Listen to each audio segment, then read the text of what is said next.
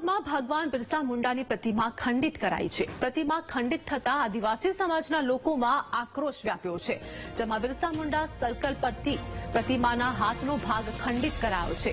પોલીસે ખંડિત કરતા વ્યક્તિને તાત્કાલિક પકડી લીધો છે। આરોપી મનોદિવ્યાંગ હોવાનું સામે આવ્યું છે।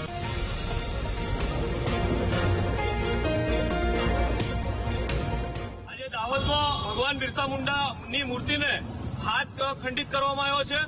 મહત્વની વાત એ છે કે દર વખતે આદિવાસીઓના જે ક્રાંતિકારીઓ છે, મહાપુરુષો છે, એને જ વારા ઘડીએ કેમ ખંડિત કરવામાં આવે છે અને પ્રશાસનને અમે રજૂઆત કરીએ છીએ કે 24 કલાકની અંદર આ મૂર્તિ નવી અમને પ્રસ્થાપિત કરી આપવામાં આવે, નહીં તો આવનાર સમયમાં અમે આંદોલન સાથે અહીંયા ઉગ્ર વિરોધ કરીશું। બિરસા મુંડા સર્કલ પાસે જે ભગવાન બિરસા મુંડાની પ્રતિમા લગાવવામાં આવેલી છે, ત્યાં રાહુલભાઈ નારસિંહભાઈ બિલવાલ નામના વ્યક્તિ કે જે મેંદરા ઉકડી ગામના વતની છે અને થોડા મેન્ટલ રિટાયર્ડ પણ છે, તેમના દ્વારા મૂર્તિ સાથે છેડછાડ કરતા મૂર્તિનો હાથ ખંડિત થયો હતો કે જેમને આદિવાસી સમાજના આગેવાનો અને પ્રશાસન સાથે મળી અને દરેક ઠીક કરી નાખેલો છે અને મૂર્તિને પુનઃ જે અવસ્થામાં છે ત્યાં સ્થાપિત કરેલી છે અને જે આ રાહુલભાઈ બિલવાલ નામનો વ્યક્તિ છે એ હાલમાં પોલીસની કસ્ટડીમાં છે।